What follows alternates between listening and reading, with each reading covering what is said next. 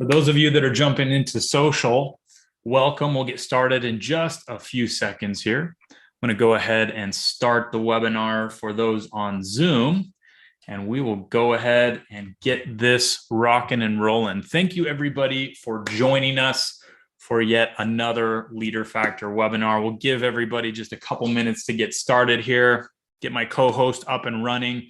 But thank you for spending a few minutes with us on a Friday. We will get started in just a second.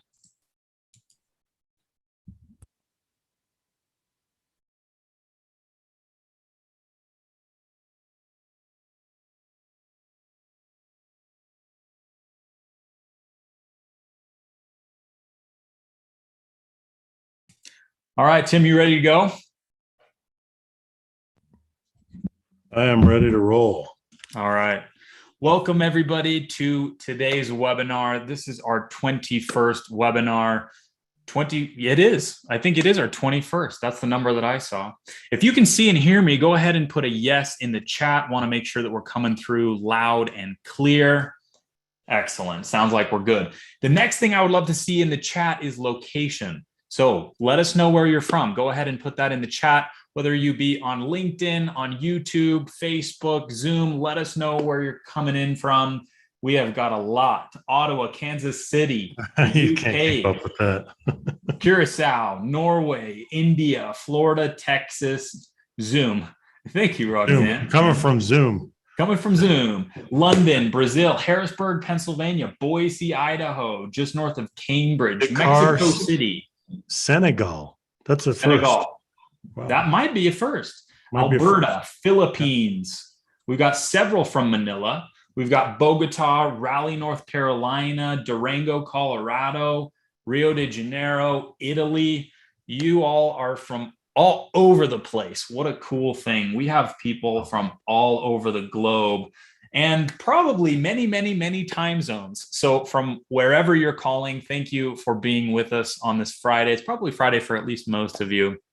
And many of you are probably closer to the weekend than we are. So thank you for spending some time with us. Okay, just a couple housekeeping items. This session is being recorded and will be made available after the fact. If this is your first Leader Factor webinar, a special welcome to you. For those of you for whom it's maybe the second or 21st webinar, go ahead and put a yes in the chat. I'm interested in seeing how many webinars you all have attended. Put the number of Leader Factor webinars that you have attended in the chat. Excellent. Love to see this. This is fantastic. First. We got a lot of firsts. This is fantastic. Wow. One of the things that we've tried to do is take a little bit different angle this time. And we're talking about Agile today, which is going to be very exciting. But we run these Leader Factor webinars just about monthly. And so if you've missed the ones prior, go ahead and check out our YouTube channel. Give us a subscribe, and you can go and check out all of the past Leader Factor webinars. We talk about leadership, we talk about culture, psychological safety in most cases, and today we're going to be talking about Agile and why psychological safety is oxygen to the Agile process. So the first thing that we want to ask you today as part of the webinar is, what are you grateful for? Go ahead and put one thing that you're grateful for in the chat. Always love to do this at the start of these family, life, wife, Friday, family. We've got a lot of family today. Love to see that. Weekend, job security. Dogs. The weather, dogs. I'm grateful for coffee, dogs, health, sun. This is great.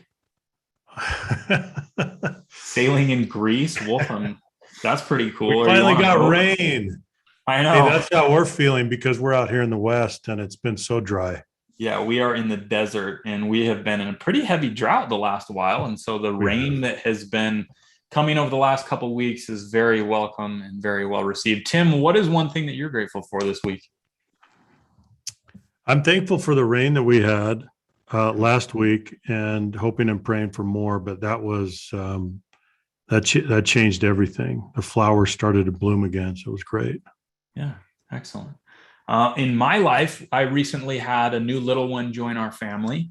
Came a little bit earlier than we expected, but she's doing well and is stable and growing. So I'm very grateful for that this week. Yeah, Okay. Junior, that's a huge blessing, isn't it? It sure is. It sure is. Very grateful for it. Yeah. Okay. One of the things that I want to tell you about, as just right out the gate, I'm not even going to make you wait for it, is our new ebook. I can't make you wait because I can't wait to tell you about it because it's so awesome. This is the ebook, What is Psychological Safety? I saw that we have a ton of first timers here as your first Leader Factor webinar. So to orient yourself, this is going to be a great resource. Also super valuable for those of you who have attended 20 of our webinars.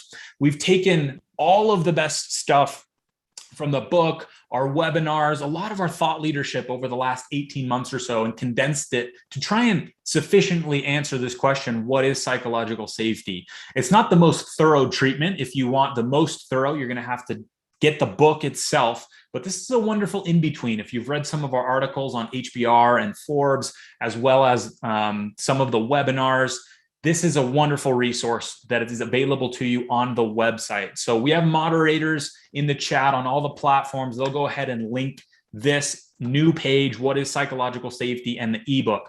And if you've read the page, What is Psychological Safety, just know that this is a little bit different, more comprehensive. It's about 30 pages. And our team has been working furiously to get this asset out into the world because this is a question that gets asked all the time. And we wanted to make sure to give an answer and give you our 2 cents. So go ahead and check out the ebook and feel free to share it on LinkedIn. Feel free to share that page so that people can get access to this if you think that it would be a valuable resource for them. Okay, let's go ahead and kick off. So Tim, what are we talking about today? We're talking about the relationship between psychological safety and the Agile movement. And I don't know if you've ever heard anybody talk about this explicitly to address this topic and nothing else. And that's what we're going to talk about. And I think you're going to find it relevant and timely because many of you are involved in Agile transformations in your organization. So we're excited to talk about this today with you. Very excited. We're going to jump right in here. So, Tim, let's go to the next slide. And I want to talk about this for just a second, the Leader Factor mission, okay, to get you acquainted with why our organization exists. I think it's important that you all understand.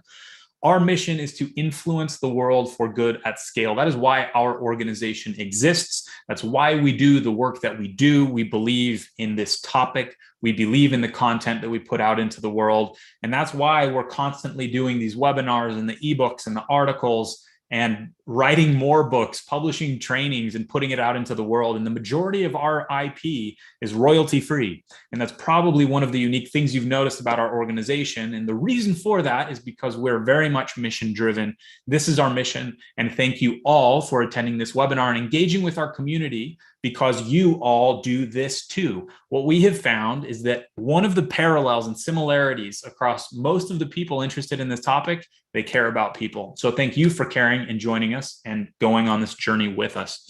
Yeah. Okay, the 4 Stages book. If you have not had a chance, please go and leave us a review if you've read the book. One of the reviews that I wanted to share today is from Liza Weisner. I hope I'm getting that correctly. And I just want to share this with you. Here's what she said. Tim is a great professional in this field. He brings authenticity with real life stories about how he connected the dots and these 4 stages came to being. In addition, the 4 stages are so simple to absorb. Simple, but as you dig deeper, you realize that we all have so much work to do. I certainly believe that. I would even say that this is a must read for anyone who considers themselves a leader. So thanks, Liza, for taking the time and effort to write this review. We'll be reaching out with a free online course license for you, Liza. If you're on this webinar, we'll track you down, make sure you get that. And we'd like to invite the rest of you to take a moment and review the book on Amazon if you haven't already and pick it up. It's a wonderful way to enter this topic. Okay. Yeah. Tim is our co-host today, Dr. Timothy Clark. He's the CEO and founder of Leader Factor. He's an Oxford-trained social scientist who's been doing instrument design and research in this space for several decades. So Tim, thank you for taking an hour out of your Friday to spend some time with us. Oh, this is a great place to be. This is game day for us, right, team? This is game day for us. For our team, we call this game day. Yeah. So we're all ready to go. So here's the agenda for today. We have 5 elements to the agenda. We're going to talk about a history of mixed results when it comes to the Agile movement, 3 deceptions, 3 truths, worshiping processes and tools, and then creating cultural flatness with psychological safety. So let's jump in this way. I want to be a little bit autobiographical with you, and I want to talk to you about the movements that I went through before 2001 in my professional life. I spent several years in manufacturing. And so as part of that experience, we were always being trained, and we went through these movements, beginning with Edward Deming's 14 points, quality points. Edwards Deming, sorry, got to get that right. But many of you may have, you may remember that. You may have been through that training. And then it was statistical process control. Do you remember that? And then we went through the Toyota production system training. And then it was Kaizen and Kanban and Six Sigma and the DMAIC methodology. And then it was Lean, the entire Lean process and movement. And then it was theory of constraints. Do you remember Eli Goldratt and theory of constraints? That was fantastic. We got a lot out of that. And then it was business process reengineering. So I want you to think about all these movements. Some of you were probably part of some of these, maybe not all of these, maybe some others. But I want you to think about how these movements come and they gain momentum. Sometimes we have a lot of success as we participate, as we incorporate a movement, a set of tools, a methodology, practices, sometimes not so successful. But this is just a slice of my history and the movements that I went through and the training that I went through as part of these movements. And it sounds like a lot of you have been a part of these movements too. A lot of people are reminiscing in the chat. They are. Yeah. This probably brings back memories for many of you, right? Yeah. If you went through one of these movements, just in the chat, throw down which movement you went through or which training you went through. These were ones that I went through personally, and they're not all of them, and some of you have been through others, right? But this is a big part of our history in our professional lives. Yeah, a lot of Lean, a lot of Deming. You guys have been through all of these. A lot of stuff. A lot of stuff. That. That's amazing. What's the history like? Well, it's a history of mixed results, is it not? Sure it is. Yeah. Sometimes we've been very successful with a movement, with a set of tools and practices, and sometimes not so much. So we have this history of mixed results. Well, let's focus on Agile, shall we? Let's focus on Agile today. And here's what we know. So it's been 20 years. 20 years ago in 2001, 17 software engineers, they got together at the Snowbird Ski Resort just outside of Salt Lake City, Utah. And they published, out of their deliberations came the Manifesto for Software Development, also known as the Agile Manifesto. That was 20 years ago. Let me ask you a question. What pain were they responding to? They felt that it was important enough that they were going to go to the world and publish this manifesto. A manifesto is a strong word. It's a public declaration. That's what an Agile manifesto means. That's what the word means. So they were motivated enough to go out to the world and say, hey, everybody, here's our Agile manifesto for software development. Why?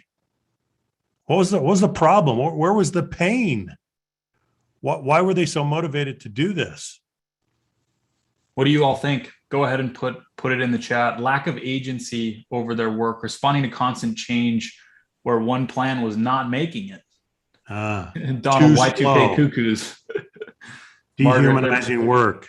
Their pain was that other methodologies weren't meeting their needs, inefficiency of process, command and control, inflexibility, too slow, human factors. There's a lot of this humanity element that's interesting. Yeah. As if we could do it without humans. Wolfram, lack of inclusion, toxic culture. These are good. Yeah. Oh, great responses. Yeah.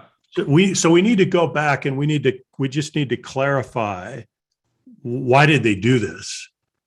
right? What were they responding to? Why were they so motivated to publish this Agile manifesto? Okay, I think we're getting there. I think we're getting at it. So since then, in the last 20 years, Agile has become a global movement, as we all know, enlisting thousands of organizations, spreading beyond software development to every function of the organization. We have Agile HR, we have Agile project management, we have Agile C-suite, we have Agile everything, every functional area. We have Agile applications, right, Junior? It's like everywhere. So it started with software development, but it's spread and it encompasses everything now. And Agile marketing. What other applications do you know of Agile, right? Well, Agile learning culture. If you look at all of the separate methodologies that have come under the Agile umbrella, I think it's very interesting. So you look at Sprint and you look at Scrum and some of these others, that it hasn't gone away. And it's this big transition over the last 20 years that a lot of you, it seems to be resonant in the chat. And speed is an interesting thing. So yeah. I've noticed in the chat that several of you have mentioned waterfall, that has been the process, and that a small change would become this gargantuan effort, this behemoth of a problem. And with Agile, we started to solve for some of that and some of these other methodologies. Yeah. But the blue text on this slide is particularly interesting, which we'll get to. Yeah. So let's take inventory. Let's take inventory after 20 years, shall we? Let's look at everything that we've done with Agile and how it's spread. And we've had tremendous success and tremendous impact in many ways.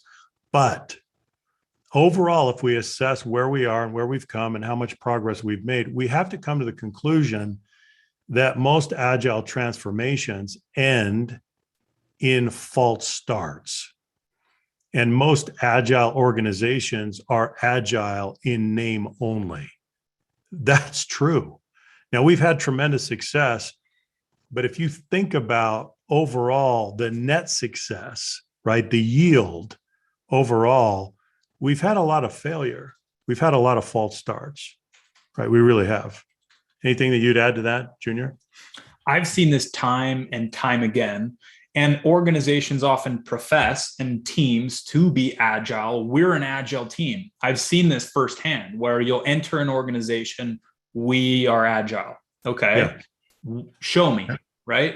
Well, it's because you do scrums and sprints, you're Agile, or you do a lot of Kanbaning and Kaizening. Sure. Does that make you Agile? Does it? What do you all think? Does that make you Agile? No. It doesn't make you Agile. So you incorporated some tools and some practices and some methodologies. Does that make you Agile? No, not at all. And we're going to talk about that, the tools. And a lot of people point to that, right? As we get into an organization, or an organization adopts a new methodology and brings in a new set of tools, and that this is going to be the solution to our problem. And perhaps it's a big step in the right direction, but I do see this, Tim, to your question, that false starts happen all the time. Yeah, they do. So let's go to a question. Let's pull down this polling question, Junior. Okay. What is, in your experience, for all of you out there, what is the biggest obstacle to a successful Agile transformation? Now, we've put in several answer categories here, and we want to understand what you think. And if you're not in Zoom, if you're on YouTube or LinkedIn, go ahead and just make a comment in the chat. You can either write it out or put the number. We're monitoring those and getting feedback from those platforms too. So I'm interested in seeing on those other platforms as well what you think about this question. And for those of you on Zoom, you should see that poll. We've got a lot of responses coming in, about 60% so far. So keep that coming so that we get a bigger data set. Please respond to this question, because we have enough. We have enough of you out there that this is going to be a good data set. Yep. I think we had something like 3,500, 4,000 registrants. So just to give you an idea of the data that could be coming in. Yeah, we really want to see what your response pattern will look like on this question. Okay. Okay. I'm going to go ahead and close it out and I'm going to share the results with you and talk you through them. This is overwhelming. This is Wow. very interesting. And I had a hunch, but this is even more than my hunch. So the biggest winner at 83% is leadership and culture. And in second place, we have processes at 5%. Just to give you an idea, Yeah. 83% say leadership and culture. The next best is processes at 5%. And all of the other categories are below 5%. So this is a runaway with leadership and culture. Yeah. Well, we Almost a have consensus. Is interesting. 3% for practices. Yeah. 2% for 1%, skills. 2% for skills, 1% for tools, That's amazing. I would have thought tools would be higher, frankly. 2% for training, 1% for money. Yeah. Right. And training. I could have argued that a lot of these would be higher, but here we are. Yeah. 83%. That is fascinating. So that was our that's been our hypothesis as well. So what we want to go over now is we want to go over some of the patterns that we've seen that create the false starts, that create organizations that are agile in name only. So let's talk about some of these patterns. Let's begin with what we will call 3 truths. Here's what we believe about agile. Number 1, culture is king. Culture is king. Everything else is secondary. And in culture, we incorporate leadership, right? That's part of culture because leaders are the cultural architects of the organization. So number 1, culture is king. Number 2, everything hinges on the modeling behavior of leaders. This is the number 1 lever. So everything hinges on the modeling behavior of leaders. If they're not modeling the right behavior, all bets are off. We're not going anywhere. Yes, we can incorporate some methodology, some tools, some practices, but we're not going to become truly agile. That's not going to happen.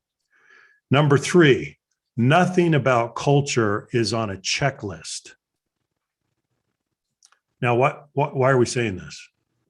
What happens if you treat culture as something on a checklist? What happens? What do you all think about this? Yeah, culture is not on a checklist. What happens? I love what nothing. Okay, one and done. Exactly. Is culture one and done? Is this something that we get done? Is this a task? No. It's not on a checklist. You can't put it on a checklist. Forget that. It's not on a checklist. So this is what we see. Culture is king. Everything hinges on the modeling behavior of leaders. And number 3, nothing about culture is on a checklist. Tim, can I just make a comment about the first truth here? Culture is king. There are several comments in the chat about culture eats strategy and everything else for breakfast. And some people say breakfast, lunch, and dinner. And by trade and by education, I am a strategist, right? And so some of that hurts my feelings a little bit. No, I'm just kidding. But I have been faced with this reality over and over and over again as someone who has studied the tools and the methodologies and the frameworks and the lenses and all the filters that we use. All of these tools that we have in our toolkits, I'm well acquainted with many of them, if not most of them. And my tendency has been, let's look at tools. Let's look at this through this lens and see if this could solve our problem. And I continue to be met with this truth, which has been a hard truth for me, and I have embraced over time, that culture is king and that tools are ancillary, which we'll continue to talk about. But I just wanted to call that out because it seems like a lot of you in the chat agree with that. I think you're muted. Here are the 3 deceptions that go with the 3 truths. Now let's think about these. Number 1, training and tools will save you. Yep. No, they won't. Right? We had 2% on tools, I think it was. Training and tools will save you. They're never going to save you. Number 2, culture is a work stream. No, it's not. If you frame culture as a work stream, you're in trouble. If you just position it alongside everything else that you're doing, here are my processes, here are my practices, and here's culture. It's another work stream alongside everything else. Not going to happen. It's not a work stream. Culture is your soft operating system. It is in and through everything. It's not a work stream. It's your soft operating system. It permeates every aspect of the organization. And then the third deception, this one is a killer, but we see it again and again. A communications plan can transform a culture. We see instances where organizations use a communications plan as proxy for cultural transformation. We did our communications plan. We are therefore transformed. Well, how does that work? Cultural transformation is a matter of thinking, believing, behaving differently. How does a communications plan make that happen? Well, it might help. It could be an element, and it will be an element, and it should be an element, but it doesn't. The plan itself does not transform a culture. We see this all the time, right? Okay. Any comments on that, Junior? Yeah, I think that the culture is a work stream problem. We have seen time and time and time again. And it's one of the failure patterns that we can identify out the gate. So if we enter an organization and they're attacking the problem this way, we already know from the get-go that we're going to have some issues. And we're going to try and put the brakes on, come back, and help everyone understand that culture as a work stream is not the right approach. And I see agreement with this in the chat. I think it's a very interesting point. Now, on the communications issue, let's just be clear. Communications is essential. Yeah. And we chronically under communicate in organizations. We know this. But to say that a communications plan transforms the culture, do you see that's a reach, right? That's just not going to happen. It's part of the process. It's a tool. It is a business process. Communications is, but it's not going to transform the culture. So those are the deceptions. The last comment that I'll make on this point is that I want to acknowledge the difficulty of implementing something like Agile successfully. I want to acknowledge the difficulty of organizational transformation. And sometimes it's easy for us to poke at these types of things and say, well, that's a false start and this is a failure pattern. And why are you doing it this way? Organizations can be large, they can be complex. And so we don't want to be ignorant of that fact. We acknowledge that. But it is important to understand that there's a lot of room to improve and that some of the things that we're talking about today can very, very much help. And there is a correct way to go about this and some things that we definitely need to consider. So all of this is an acknowledgement of the fact that it's a difficult thing. We're talking about large, complex organizations and culture, which is ever changing. It's malleable. It's difficult to get a finger on sometimes. And if you're dealing with a legacy culture that's been in place for many, many years, it can be a tough thing to change. So I just wanted to call that out. Yeah, and I also want to acknowledge, I interviewed several Agile experts in preparation for this webinar, and I want to acknowledge the contribution of two people, Marcelino Sanchez and then Michael Moore. Both have helped us think through these patterns on both sides. So thanks very much. Okay, so let's go to the Agile values that were first articulated 20 years ago. These are the 4 values: individuals and interactions over processes and tools. Junior, do you want to go through the others? Yep. We've got working software over comprehensive documentation. I have run into this one a lot. Customer collaboration over contract negotiation. Responding to change over following a plan. So if we go back to the initial, what problem were we trying to solve? And you mentioned things like human interaction and speed and all of those things that we're solving for. This came as the top 4 values, which I think is interesting. So think of these as potential solutions to the problem that we described and outlined before. Yeah. So what we want to do is we want to focus on this first value. Why is it the first value? Why did they put it number 1 in the sequence? Well, perhaps and I haven't been able to ask them, but my theory is, my hypothesis is that it was the biggest single issue, the biggest single challenge. Therefore, it's number one. Individuals and interactions over processes and tools. So I want to focus on this one. Let's focus on this one, Junior. Extra hard. Okay. How have we done on this value? We have 20 years of history now to look back on with the Agile movement. How have we done on value number one? Value number one. Here's what we see. We worship processes and tools. But what have we really done? Let's go back to the value. What have we really done over a 20-year time span on individuals and interactions? Now, have we worked on it? Yes. But how have we worked on it? What have we done? Do we have cumulative progress? Do we have approaches that are tried and true here? We have struggled on value number one because we keep obsessing. Our default position is to go back and obsess on processes and tools. Part of the reason is that we approach individuals and interactions, which is another way of saying culture, by the way, individuals and interactions. And it's like, as one of my respected colleagues says, it's like squeezing Jell-O. That's how we approach the cultural side of Agile. We squeeze the Jell-O, and we just don't know how to get our arms around it. We don't know how to approach it. We don't know how to transform it. Right?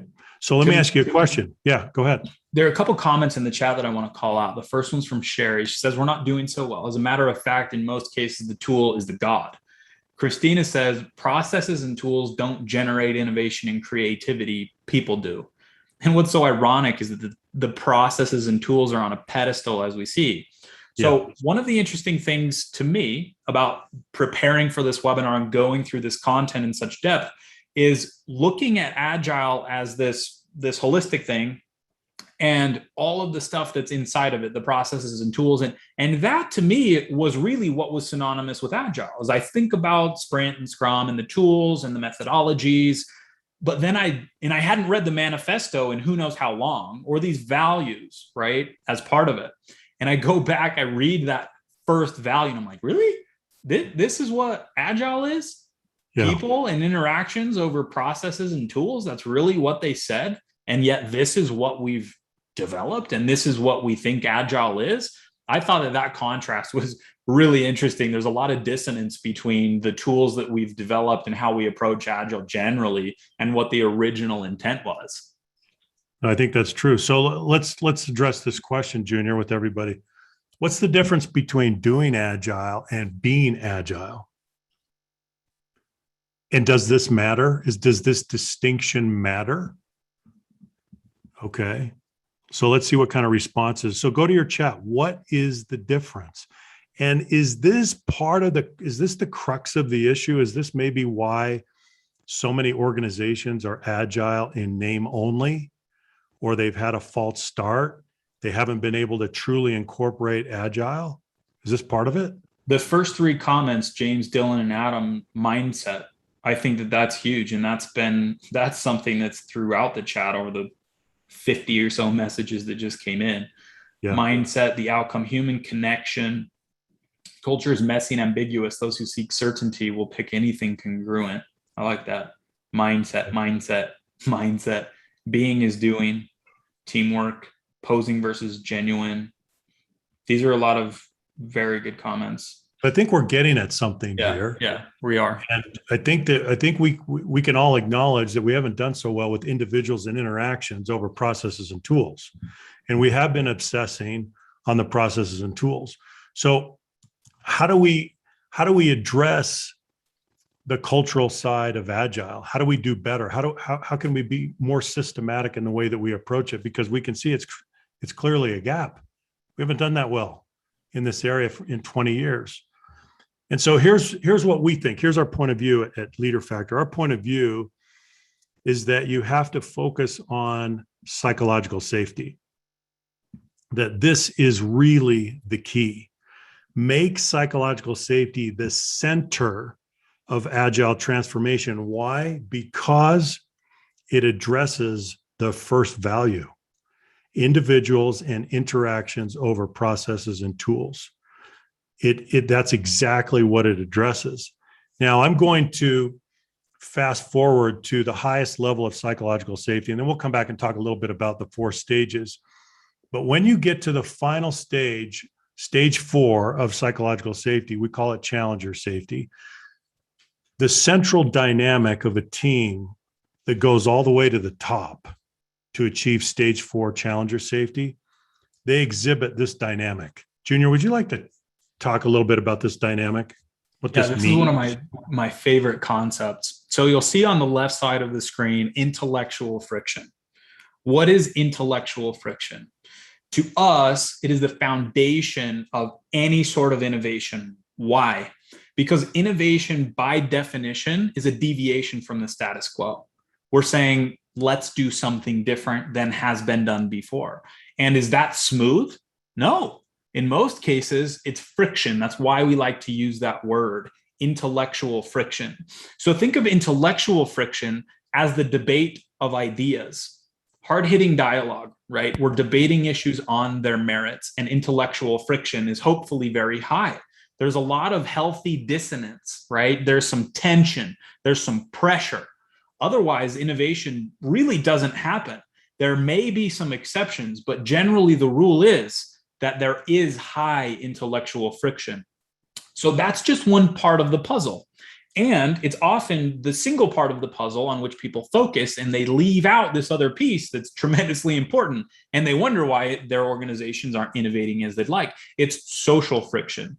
And this concept is equally important. While we want intellectual friction to increase, we want social friction to decrease. So what is social friction? Social friction is when there is downside risk socially for an individual, and they feel that. There's vulnerability in this process, and if it gets punished, the social friction is really high. Yeah. And so if social friction is high, there's not incentive for me to contribute to the innovation process because I feel like I'm going to get slapped on the wrist. I'm going to be punished. So I'm just going to stay in my shell. I'm going to keep the status quo as it is because it's just fine. And even though I may have an idea, I'm going to keep it to myself, and the table is not going to see it.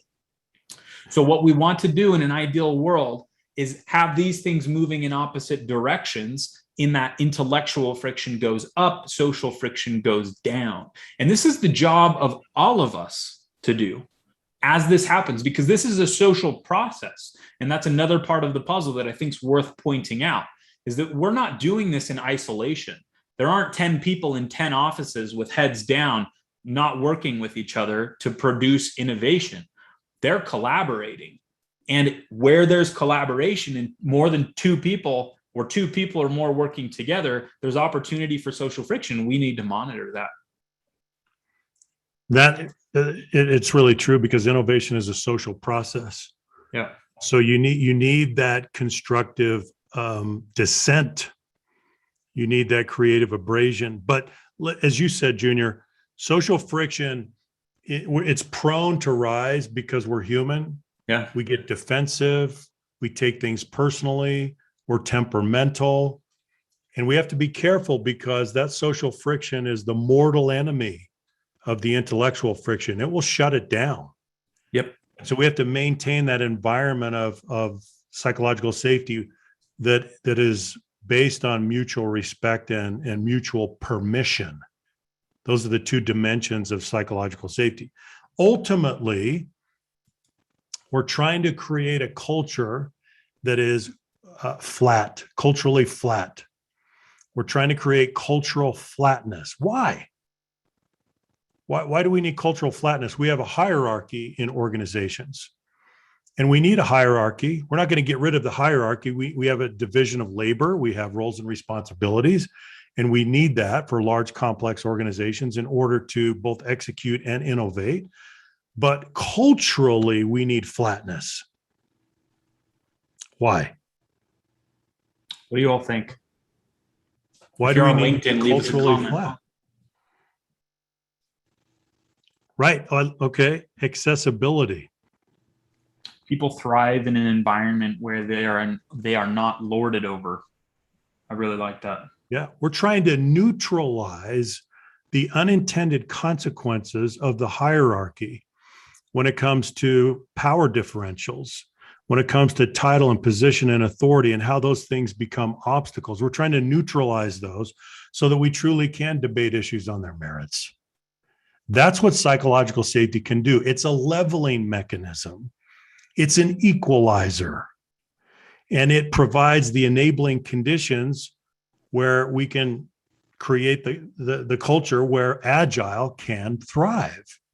And that's what we're saying. So let's get to psychological safety. Let's just define it a little bit more specifically. Psychological safety, the essence of the concept, we can define in 5 words: an environment of rewarded vulnerability. Now, what is that? So you can't innovate, you can't do Agile without rewarded vulnerability, because you need to engage in vulnerable activities in order to be Agile. So unless those vulnerable activities are rewarded, you're not going to be able to fully incorporate Agile.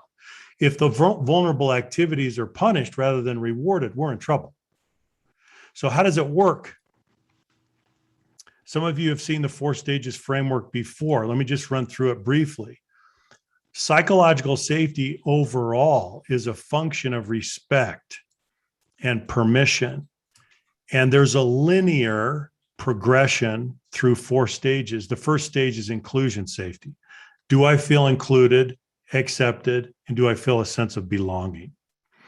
And then we build on that, but we have to put that foundation in place first. And then we go to stage 2, learner safety. Can I engage in the learning process without fear of being punished or marginalized or embarrassed? That's stage 2. Then we go to stage 3, which is contributor safety. Do I have an appropriate level of autonomy and guidance and support to contribute meaningfully, to make a difference? This is stage 3. And then finally, we go to stage 4. This is the peak. This is the culmination. This is where it all comes together. Challenger safety means that I can challenge the status quo without fear of retaliation, without putting my career on the line, without jeopardizing my personal standing or reputation. Where do you do Agile? Where do you do Agile? Where does most of it live? Where does most of it live? Stage 4. Stage 4. Stage 4 is where most of Agile lives. Now, does it require stage 1, 2, and 3? Of course it does. They're cumulative. You don't finish one stage and then just go to the next. There's not a clean break, right? It's cumulative. But to really incorporate an Agile transformation, you've got to go all the way to the top, all the way to stage 4, challenger safety. This is where Agile lives. And so if you don't really focus systematically on this journey, you may end up to be Agile in name only. So it's not a wonder that we have so many false starts when it comes to Agile, because, as we say, Agile transformation lives here. Stage 4, challenger safety. This is where it lives. This is where we have that creative abrasion. This is where we have that intellectual friction that Junior talked about. Let's break this down a little bit more on some how-tos, and hopefully this will be helpful. So how do you really sustain? How do you create sustained stage 4 challenger safety? Well, here's 3 suggestions. Number 1, reward acts of vulnerability that are associated with Agile. What would be some acts of vulnerability? By the way, go to your chat on this. What would be some acts of vulnerability that we would want to reward in order to truly become Agile? Not do Agile, but be Agile. What are the acts of vulnerability that we're talking about? Errors. Okay, this is fantastic. Telling the truth, asking questions that may expose uncertainty. Yeah. lack of integrity, experimenting with new ideas, speaking truth to power, air cover for new ideas. Love the air cover language. Asking twice, asking for help, saying, I don't know, accepting Challenging failure. bosses. This is what we're talking about. Yep. The culture has to reward these acts of vulnerability. If the culture rewards these acts of vulnerability, you will truly become agile. If the culture punishes these acts of vulnerability, you will not. By the way, let's have one of our team members, let's throw in a couple of links to HBR articles that might help on this, that might help people. So let's throw those in for people. So reward, yeah, go ahead, Junior. One of the things that I want to point out here, just to draw a train of logic for you, is we're saying that Agile requires psychological safety. We're saying that Agile often fails because of a lack of psychological safety. And we're also saying that psychological safety is dependent upon what we do when vulnerability is shown. And so if you want to look at the health of your team, if you want to look at the health of your organization, go ahead and read through those 100 comments of what an act of vulnerability might be and ask yourself, how are we responding to these? What's happening? Because that is really the lever by which you increase or decrease psychological safety. So we have challenging bosses. Does that happen in your organization? If it doesn't, that's indicative of the level of psychological safety in and of itself. And if the boss is challenged, what happens then? If you ask for help, what is happening? If someone appreciates who talks the truth, what happens? These are very interesting, concrete ways to diagnose the health of a team and organization. Yeah. And we look at these all the time when we enter a new setting with a team or an organization and we're trying to help them along. This is one of the first things that we're going to do is look at those acts of vulnerability and how are they being handled. So another way to look at this is you as a leader or you as a peer, you as an individual contributor, we all influence this. How are you responding to other people's acts of vulnerability? It could be as simple as someone introducing themselves for the first time. It could be as simple as someone saying good morning. How are you handling that? That's an act of vulnerability. If I put my hand out there and say, hey, I'm new, I'm junior, it's my first day. What are you doing on the other side of that? That's a big telltale sign of your quality of leadership. Yeah, now let me just make a point on that to build on what you've said, Junior. If the psychological safety is not there, sufficient to go all the way to stage 4 challenger safety to reward those acts of vulnerability, what are we asking people to do? In essence, we are asking them, trying to be agile, we're asking them to muscle through the fear. Because there's a really good chance that their act of vulnerability is going to be punished. Right? So this takes us to number 2, never embarrass or marginalize. If you embarrass or marginalize, you're punishing those acts of vulnerability. And when you punish those acts of vulnerability, you are bruising that team member. You are bruising their engagement. You are bruising their cognitive ability. And a bruised learner is a cognitively impaired learner and contributor. So think about how costly that is. Think about how much we set back the gains that we've made to become more agile when we do this. So never embarrass or marginalize. And the last one we have here is formally assigned dissent. And before we talk about this, thank you for hanging around this long. We've got about 10 minutes left. And at the very end, we're going to tell you how you can do a team transformation. So there's some resources we're going to share with you. So just know that that's coming and hang in there. So formally assigned dissent. This is one of my personal favorites. So we go back to talking about intellectual friction and social friction. What's one of the ways that we can decrease the social risk that people feel when we're trying to innovate is this one, formally assigned dissent. We enter a team meeting, let's say. I do this very frequently, meetings like this where we're discussing product ideas. How are we going to improve? What new functionality should we have? And one of the things that we can do and that I should do more of is formally assigned dissent. One person as part of that meeting, it's going to be their job. You formally assign them to dissent, to show us all of the reasons that this isn't going to work. If you just go into the meeting and say, hey, if anyone disagrees, just let us know. There's more social risk in doing it that way than saying, hey, Joe or Sally, this is your job today to tell us why this is a poor idea. And then when they challenge, there's organizational or institutional permission, and they don't feel as much risk. So that's one of the ways to do this.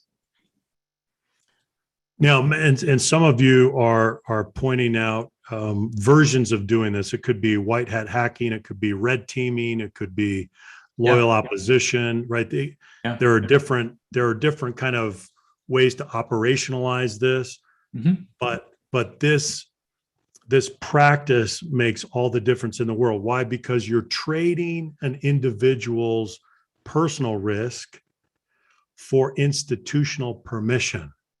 And that's a really good trade. Most people are willing to make that trade. And if you give them that institutional permission, it's not just permission, it's an assignment, right? So the permission comes with it. They're more than willing to jump in, and they're going to give it a good faith effort. So that's one that I would do, but do it formally, right? If you have a potential decision or course of action or something that you're looking at, and you have 10 people on the team, you take 5 and you say, you are the loyal opposition. You are hereby assigned to dissent, to help us understand what's wrong with this. Shoot holes in it. Where are the errors? Why is this not a wise idea? Please help us understand that. That's what we're talking about. Okay. So to summarize, let's go back to that first value: individuals and interactions over tools and processes. We could do better if we take stock, if we take inventory on the past 20 years since the Agile Manifesto was issued formally and publicly. We can do better in this area. And so really what it comes down to is model your values and then repeat. But how do you model the values? You have to operationalize those. You have to convert those into concrete behaviors. That's what we're talking about, because you've got to take your team all the way to stage 4. This is where Agile lives. Stage 4, challenger safety. Okay. Junior, anything to add? I want to encourage all of you to read the ebook if you haven't, and the book if you haven't, because we go successively through these 4 stages in a deeper dive. So if you really want to unpack what we're talking about as the crux of the issue for the success of these type of movements, I'd point you towards that. And I think it's a great place to start. Fantastic. Okay. Beautiful. So now we want to get into something that I think is very exciting. So give me just 1 second here, and I'm going to pull up my screen and share with you something that we have been working on in the background for months. So let me know in the chat, can you see my screen? It should say guide your team to psychological safety. Wonderful. Looks like I'm coming through. So this is the 4 stages of psychological safety team transformation. And we have been working on this, as I said, for months and months. We've released the 4 stages online course. We have the 4 stages team survey. We have all the resources with drip feeds and email campaigns. Those have all been separate things. Now we're putting them together with some new additions in what we're calling the team transformation. This is a way for a leader to take an intact team through the 4 stages. The way that this works is we start on the road by measuring your current level of psychological safety by using the 4 stages team survey. If you're not familiar with that, you can look on the site and become a little bit more acquainted with the technology.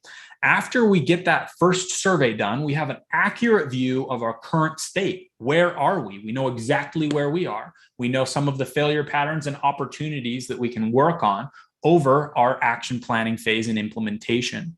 So what we do after that first survey is we create an action plan. And this is done inside the 4 stages platform, which is I'm going to show you, and it's very cool. Our team's been working on this on the UX side and the graphic design side, the actual technology. Dr. Clark has been working on the content and the scripts and production. So a quick shout out to the entire Leader Factor team for putting this all together. It's been absolutely amazing. So the team puts together their action plan based on their results and creates an action plan at the individual level and the team level, which is something very, very neat. We roll this all the way down so that there's onus on the individual, not just leadership, but each individual as a cultural architect to put these behaviors into practice. And then after that implementation phase, we do a resurvey, we track the team's progress, and then we repeat. So the team transformation is a single phase so that we can take stock of where we are, take inventory, look at point A, we implement, and then we have a retest. So here is the Leader Factor app that I wanted to show you today. And this is what it's going to look like for you. So if you didn't catch this, this is the link, and our moderators on all the channels will go ahead and throw this in the chat. This is where you can register. So what this is going to do is you'll just click this Get in Touch button. You'll fill out a form and we will be reaching out. Because it's the first time we're launching this product, and this is the very first time we're announcing it on this webinar right this moment, we're going to be getting in touch with the next steps, what's going to be happening, what we need from you. So if you are interested in participating in a team transformation, doing this for your team, please fill out that form and we'll reach out to you with the next steps. So this is the platform itself. And I'm not going to go click by click through the entire thing, but I did want to show you what some of the resources here look like. We've included, and this is brand new, a managerial section specifically for people leaders to give them very candid feedback about what's going to be happening during a transformation. What is the responsibility of the leader and how should they be engaging with their team? What are some of the quicksand areas that we need to stay away from, some of the success patterns? So this entire manager section is brand new. So these are all videos along with downloadable assets, shareable with your team. It'll track your progress. We have the team survey. I won't go too much into that right now. The online course that many of you have seen, and this is purchasable separately if you wanted to just go through that as an individual. But we find really, really good outcomes when we progress through these things as a team. So just wanted to give you a quick view of that. I know that there are probably tons of questions. And so if you have questions, don't hesitate to reach out to us through the website. And this is the last thing that I wanted to show you today. If you weren't around at the very beginning, if you go to our site, leaderfactor.com, and you click on what is psychological safety, this button right here, download the ebook, is our free resource to you today that we just announced. We just released this. And so this is our, I guess, gift to you for being with us on this journey of psychological safety. So the links will be made available to that after this session as well, but go ahead and sign up for that team transformation if it's something that is interesting to you. So with that, we've got 2 minutes left, and so we'll go ahead and wrap up. From my part, I wanted to say thank you so much for being with us today on this Friday, taking some time to talk about psychological safety, one of the topics that we are so passionate about because the world desperately needs it. One of the similarities we find amongst almost all the attendees and people who are interested in this content is that they care about people. They want to make the world a better place. So thank you in joining us in our efforts to do that. Thank you for all of the things that you do. You're all over the place, as you could see from the chat at the beginning of the webinar, all over the world. I know it's very early for some of you, very late for others of you. So thank you for all you do in your organizations as coaches, trainers, consultants. Wherever you are and whatever you might be doing, just wanted to say thank you. Tim? No, I'd echo the same. And then also just encourage you to download the ebook. The ebook is a very substantial, beefy resource. And I think that you'll find it quite helpful. So I encourage you to do that. We look forward to seeing you next time in the next webinar. Thank you for being with us. Thank you for spending an hour with us.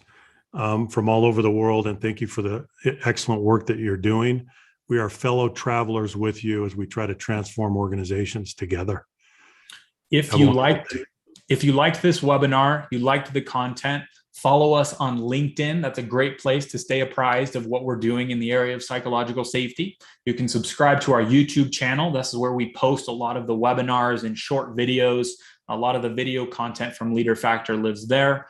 You can subscribe to the newsletter. Most of you probably already are. To keep an eye out for upcoming events, upcoming webinars, be sure to register. We would love to see you again, so that if it's your first time this time, the next time you can put a 2 in the chat. Okay. Thank you, everybody. Have a wonderful weekend, and we will see you next time.